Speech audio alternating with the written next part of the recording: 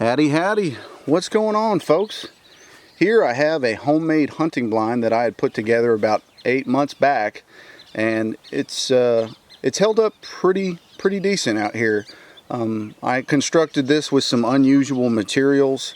The big one, of course, is the outside. It looks like it's covered in cardboard, but it's actually a synthetic type. It's a synthetic plastic that resembles cardboard.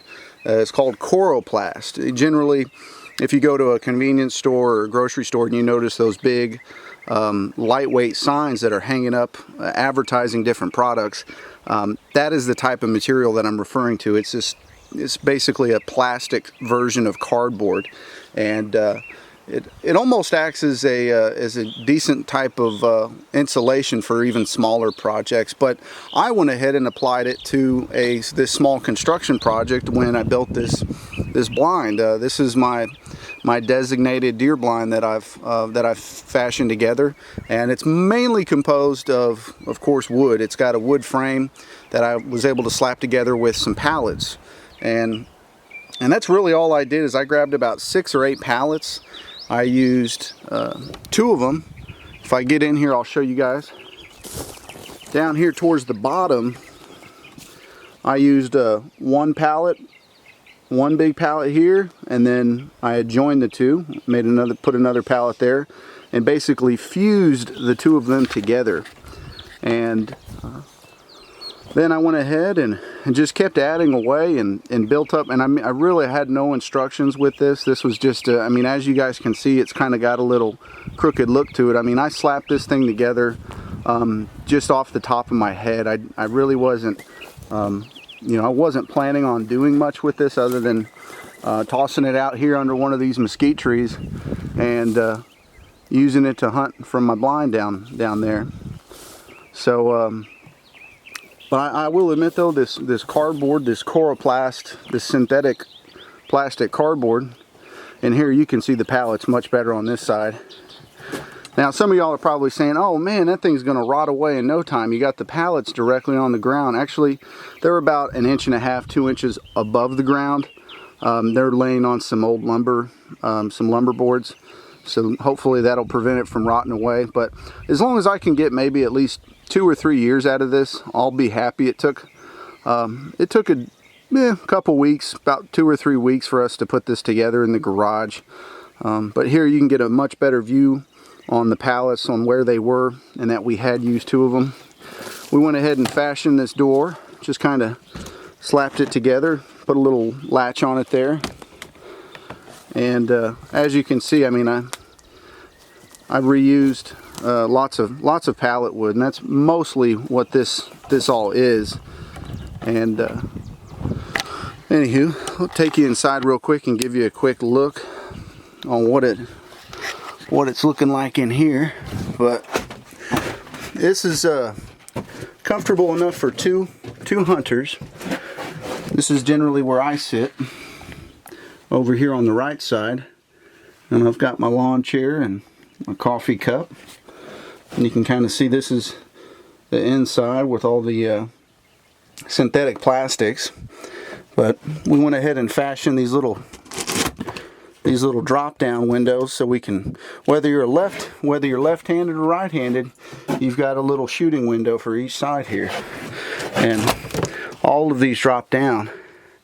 But we went ahead and put in these little shelves here, you know, put your coffee or your drink down, whatever you're sipping on for the day, and you know, a little napkin with some donut holes or something to entertain you for the morning. But overall, it's a cozy little place. Oh, so just mostly pallets, just slapped together is all this is. Just some 2x4s, couple random 2x4s that we found along with the pallets. This is all recycled wood. This is all reclaimed, recycled wood that we use for this project, and it was fun. You know, this is fun. It's fun to put together something on your own. It shows a little bit of ingenuity, something you can be proud of, and you can share this with your family and your friends, and you can come out here and enjoy the great outdoors. But I hope this encourages folks to, instead of dropping 500, 800 bucks on your own deer blind and having somebody else build it and then hauling it out yourself, you can actually build your own deer blind for practically nothing. I think I spent probably $40 all in all on this project. Like I said, all the wood was reclaimed. It was free wood that I picked up off of shops. There was a couple tire shops that had some pallets. There was some big commercial, I think they were an AC delivery company. They had some massive pallets that I didn't even really use their pallets. I kind of just stole some boards, the 2x4s off of some of the little wooden plaques that they were using. But anywho, these little windows, we just kind of tuck them back up. I notched them into where they kind of slide right into place. But